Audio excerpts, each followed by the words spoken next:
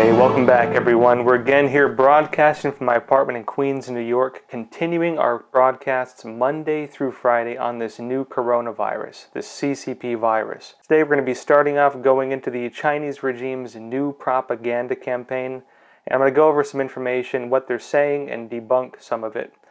We're also going to go into some of the new norms that are coming about. For example, this possibility that this online schooling for kids might become a normal thing.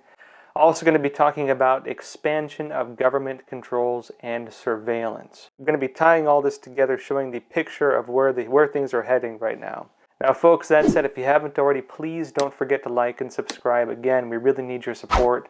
For those of you, again, who also want to support the channel, we do take donations, and we, of course, really appreciate it. It's you folks that keep this going. So first off, on debunking the CCP propaganda. Okay, so they've gone through several waves of propaganda.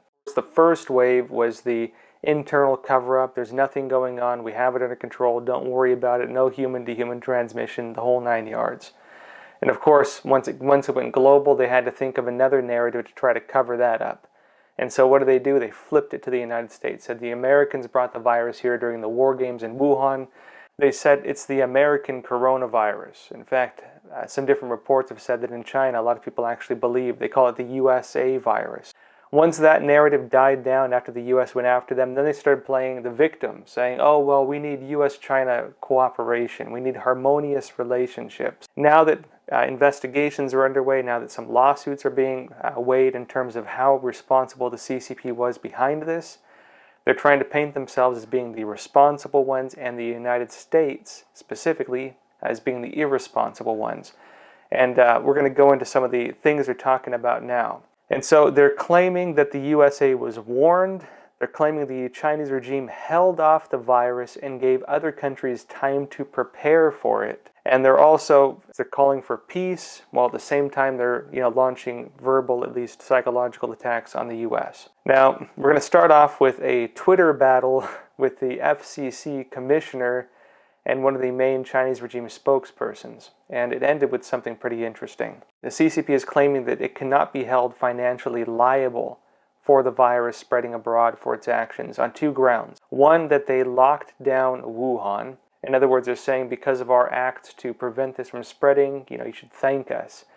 And number two, because it alerted the world in January and February so other countries could act. Now, FCC Commissioner Brendan Carr gave a really interesting Twitter thread where he goes piece by piece and just debunks this. And actually did such a good job on it, I wanted to go over some of that here. Now, he notes that of those 2 points, quote, neither argument withstands even casual scrutiny.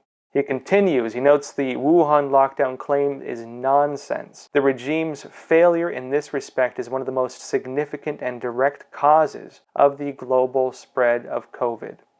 He notes the CCP didn't lock down Wuhan until January 23rd, and that was after 7 million people left Wuhan in the first 3 weeks of January. And this is, of course, despite the regime having known about the virus since at least December. Some reports say even November they knew about it. But since at least December, giving them credit. And they don't lock down until January 23rd, until 7 million people leave a city of 11 million. When 7 million people leave a city of 11 million after officials discover the virus and before travel restrictions kick in, that's not how you stop a global pandemic. That's how you start one. Now, he also notes the CCP allowed people, quote, including ones with the virus, end quote, to travel internationally from Wuhan. And he notes the lockdown was too late by this point. In other words, after 7 million people left, 7 million out of 11 million people left and went to other parts of China or went abroad, it was too late for a lockdown to be effective. He says the first 3 weeks were the most crucial, and that's when the CCP, quote, botched the response. As the University of Southampton study showed, if interventions had been taken 3 weeks earlier, cases could have been reduced by a whopping 95%. And when it comes to the CCP's second argument that it warned the world and provided information for other countries to act, Carr notes this. He says, quote, far from providing information and time for others to act, Communist China worked hard to prevent others from acting in January and February 2020. And it used the WHO and Western media in its global disinformation campaign. Now, he continues noting how the WHO spread false information from the Chinese regime, and notes how the CCP repeatedly spread false information. He explains some of the things the WHO did as well. And he notes, quote, "Significantly, when the US acted, taking the early precautions of restricting travel, Communist China kicked its disinformation campaign into high gear. It did not support common sense action in January and February. It fought it. And with the WHO, it pressured countries to stay open." And that's true. Actually, if you remember, when Trump restricted travel from China to the United States, the CCP came out and called it racist. The WHO backed the CCP's claim, and actually a lot of Western media backed their claims as well. Lo and behold, what happened? Many countries, of course, that are facing serious cases right now of this virus, they have in fact tracked, there's some different studies on it, individuals who had the virus, tracking it back to China, and sure enough, it's a map. You can see people who left China, exactly where they went, and exactly where there are problems with the virus right now. Now, he notes as well the CCP used Western media and also disappeared and silenced journalists and whistleblowers. Now, moving on with this whole picture of Chinese disinformation and propaganda, Xinhua News Agency, again currently registered under the State Department as an official foreign mission of the Chinese regime. In other words, not even just a state-run media, a foreign mission. In other words, it's basically a branch of the Chinese government, released viral videos spreading disinformation on the virus. They have these on YouTube right now. And they're these animated things with Legos, and one of them represents China, one of them represents the United States. And basically it plays on this whole narrative that Carr goes into, where the CCP is trying to make itself seem like the reasonable one who took all these actions, and the US was the one saying, oh, it's not that bad, oh, we're not afraid, we're not going to take action, we're not going to prevent anything. And then sure enough, when the virus hits, it says, oh, how dare you not tell us about this? And I'll go into this a bit more at the end, but this is how disinformation works. I've mentioned before disinformation, and disinformation can include a lot of different types of misleading information. But one of the most common types, going back not just to the CCP, but even going back to the Soviets, is that disinformation often plays into the footnotes. There's the initial fake report, the initial fake narrative that comes out. But then the real disinformation comes in when that fake narrative takes on a life of its own. It enters the footnotes of other reports. And so the disinformation is just a grain. It's 1%. It's that false conclusion in that 1% in the footnotes of a broader report. And this is what the CCP is doing with this. China Global Television Network, CGTN, also said the US is deflecting by blaming China. And so, of course, the CCP always accuses others of what it does. It's just the nature of how it works when it's with its propaganda. And now Sky News in the UK is reporting that, quote, Twitter, Facebook, and Google have, parentheses, questions to ask over disinformation. And it appears that their angle is in support of censorship. It does not appear they're calling for censorship of Chinese disinformation. It appears they're calling for censorship of, alternative outlets of information, spreading information about this virus that is outside the realm of, agreed upon narrative. It says, quote, MPs have accused Twitter, Facebook, and Google of being unwilling to give clear answers on how they are tackling false information during the pandemic. This is actually an interesting article for a couple of reasons, because Facebook and YouTube, which is under Google, have of course come out with their public statements on how they're fighting, misinformation as they're labeling it. Facebook announced it will redirect a lot of information that's going through the WHO. YouTube, under Google, is of course also, deleting videos that don't align with WHO recommendations, as the head of Google said on TV. Now, it's unclear what their real motives are. Maybe they're actually going after actual Chinese disinformation. Reading the article from Sky News, it does not appear that way, but just because a media says something doesn't mean it's how it was said by the individuals, and I couldn't find what the MPs were saying directly. But let's tie this whole thing together regardless. There is a large-scale disinformation campaign working through the fake footnotes And the regime, the Chinese regime, is building narratives on top of these fake footnotes. And what are the footnotes? The footnotes are the way the Chinese regime covered up the outbreak. So everyone, most people I think know the Chinese regime covered up information during the very beginning of this virus outbreak, including arresting, disappearing journalists, doctors, and so on. Anyone who was trying to warn people about what was happening either disappeared or was threatened. One of the famous ones, for example, a doctor was arrested and eventually died of the virus. And so the Chinese regime, of course, covered that up, but they're not talking about the cover-up. They're talking about the public narrative they had at the time, making it appear that they were trying to manage the situation and trying to actually spread true information at that time. Things that the rest of the world knows are false. Number two, they're using this large-scale disinformation campaign and launching it through Western social media channels and through Western outlets. Of course, one of the easy ways to run this is by having your foreign diplomats or, say, controlled academics go to the big media and offer comment. And of course, a lot of media wanting to be balanced and wanting to appear, unbiased, they will, of course, give 50-50 voice, oftentimes even if the other side is not telling the truth. And I'd say it's actually a bit worse right now because this virus is unfortunately being politicized. The narrative of the Chinese regime saying the U.S. response has been, not good enough or irresponsible is what a lot of the media is also saying about the Trump administration and its response. I don't want to get into the whole battle of politics, but that's what's happening. And now there's two elements to this. On one note, that is the way the media environment is heading right now. That is what they're saying. When it comes to propaganda, when it comes to information operations, of course China is going to be watching what the opponents are saying, what critics are saying, and adding fuel to that fire. One of the qualities of ideological subversion is it's very difficult to start something from nothing. And so a lot of times what it will do, not just with the Chinese regime, but even going back to the Soviets, is it will look for processes in motion and redirect them, subvert them to serve an alternate interest. Classic Hegelian dialectic, right? Thesis, antithesis, synthesis. How do you subvert a process in motion?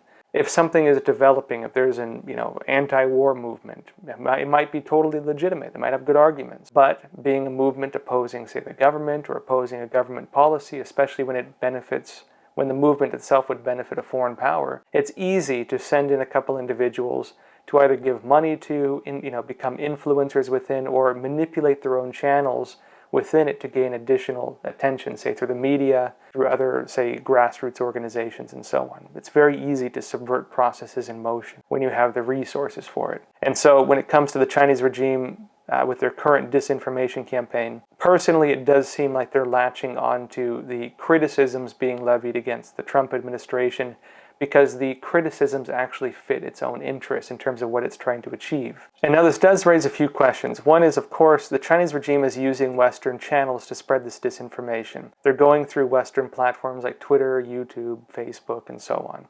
They're also using their official channels and then, of course, promoting the content through these channels with their various networks. 50 Cent Army, controlled academics, so on and so on. If we remember, of course, the issue of Russian disinformation in the 2016 elections, how could we forget, right? This was one of the big issues of criticism.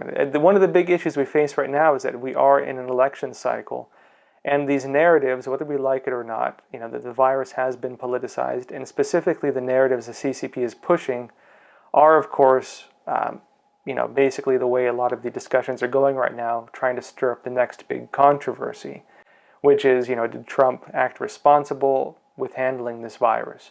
You be the judge. The point here is the Chinese regime is latching on to that. They're latching on to that with the current disinformation campaign. And of course, if they're able to spread that using Western channels, using Western outlets, they can amplify that noise, and that's what they're doing. Now, at the same time, with that said, the Chinese regime's current campaign of misinformation or disinformation is very weak. It's very easily debunked. Personally, I don't think it's going to last. I don't think it's going to hold water.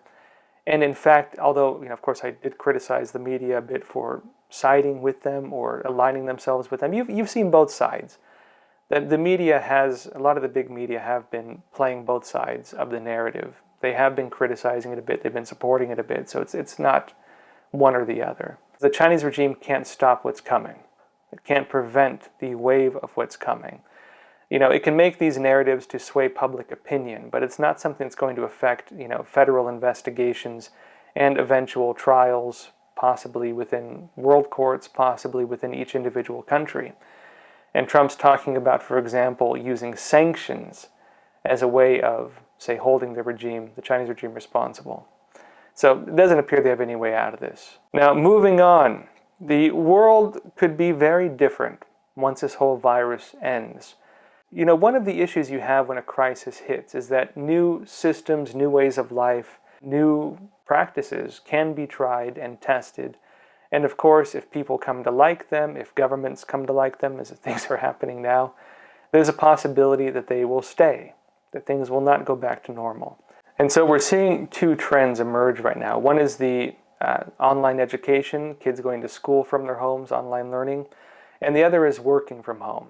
Employees at different companies, the ones that allow it at least, being able to work remotely, such as myself right now. Hey, MarketWatch had an article that says, quote, New York teams up with Bill and Melinda Gates to reimagine education. And this is a quote from Governor Andrew Cuomo, New York Governor Andrew Cuomo, saying, New York will work alongside the Bill and Melinda Gates Foundation to reimagine education in the state. And he continues, noting that New York should, quote, take this experience and really learn how we can do differently and better with our education system in terms of technology and virtual education. It's not about just reopening schools. When we reopen schools, let's open a better school, and let's open a smarter education system. Now, of course, Bill Gates, he's one of the main figures behind Common Core, this new education system, which has been, according to a lot of studies, has been pretty much a disaster in terms of kids being unmotivated, in terms of teachers losing their spirits, in terms of this, centralized education form that honestly doesn't make a whole lot of sense sometimes and seems to have a lot of political motives worked into it. That said, we'll have to see what exactly they're going to be doing when it comes to online education. Personally, seeing how the online education system works so far in New York, it's not too bad.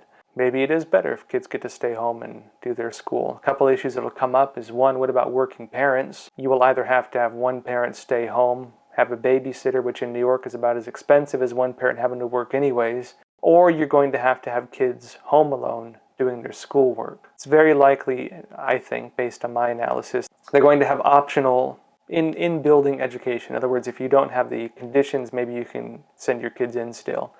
If they have fewer kids actually going into the schools themselves, that does open up a few things, which is possibly smaller classrooms, less disruptions of students who might not want to be there, for example. Maybe the quality of education would go up a bit. It is possible.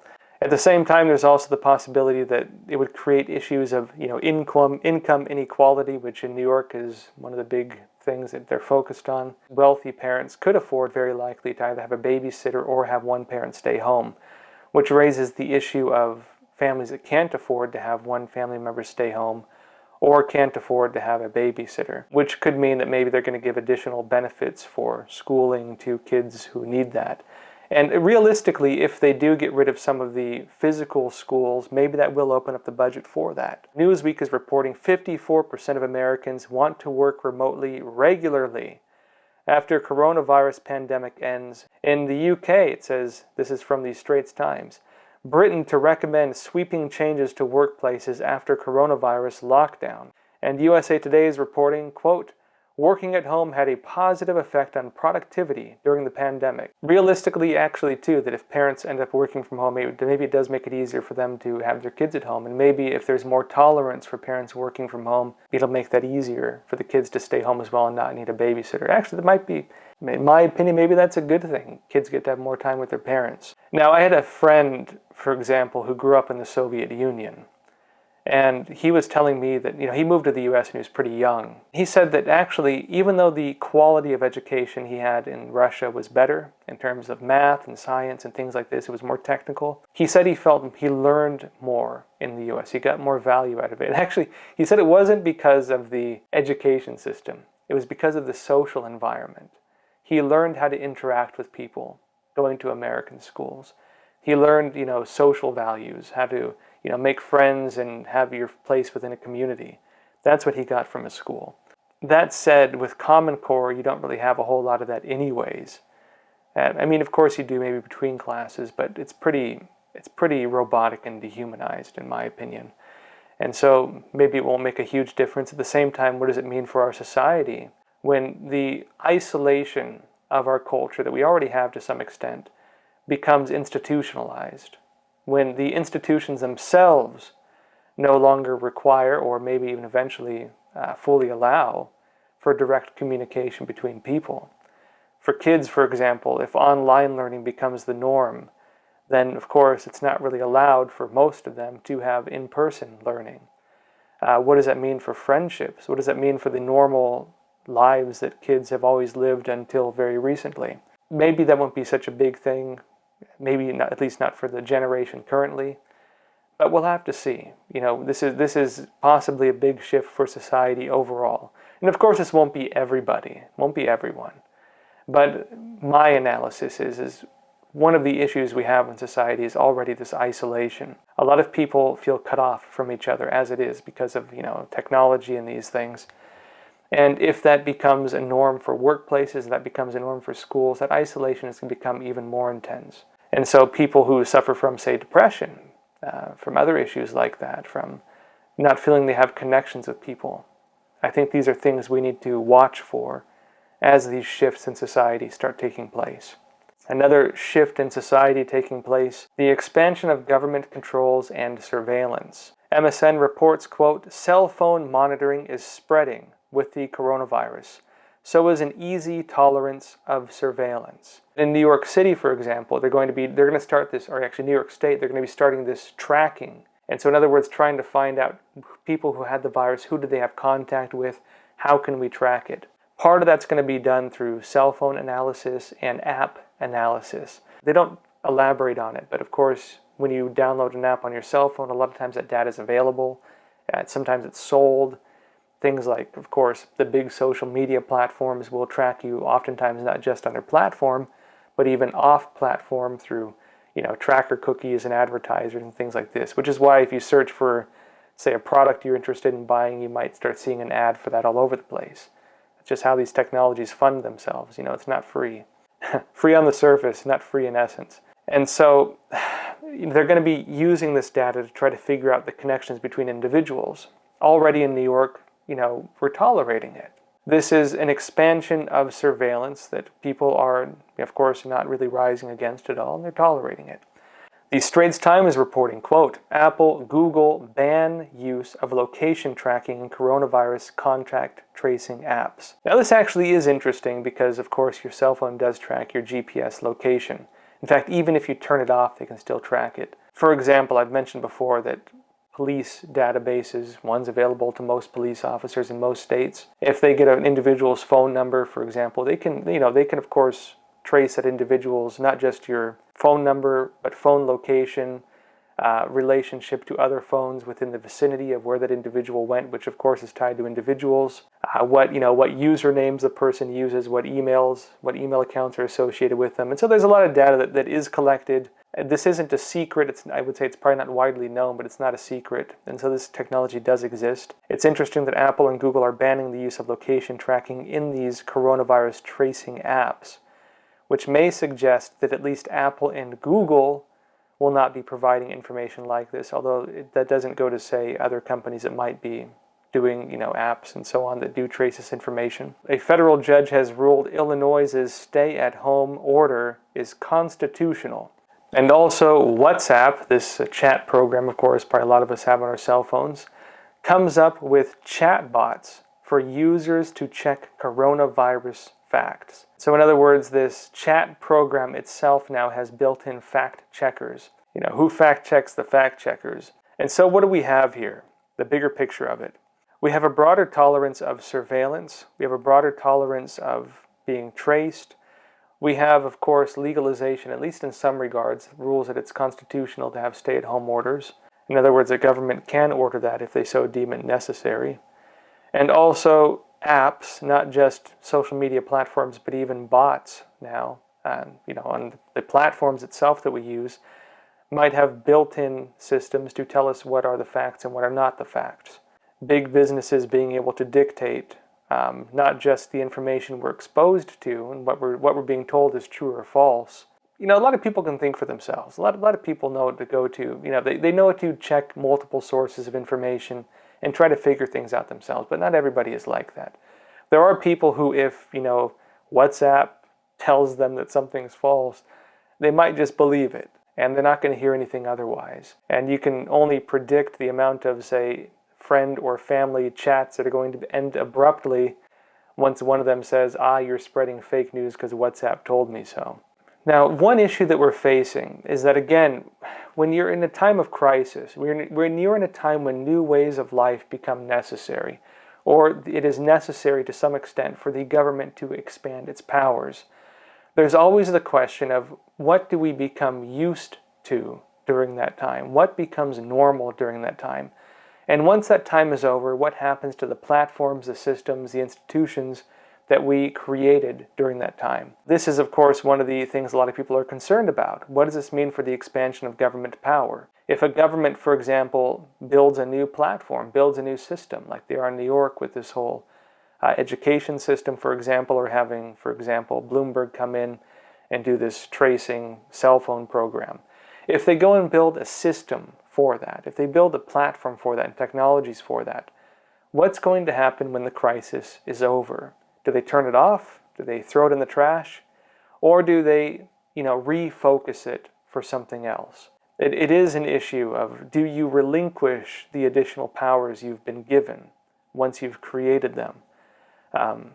It's possible some states will implement things that will not go away. It's possible some countries will implement different forms of social controls that will not go away. It's possible many will get rid of all these things that they created during this time. It's possible many will relinquish the additional powers they've built during this time. But for those countries and states that choose not to, what does that mean for us?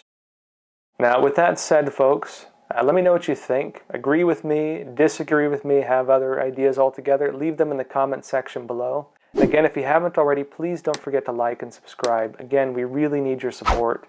And if you want to really support the channel, we do take donations. We do accept donations. And of course, folks, we really appreciate it. It's you folks who keep this thing going. Thank you all. Stay safe, stay healthy. Good night.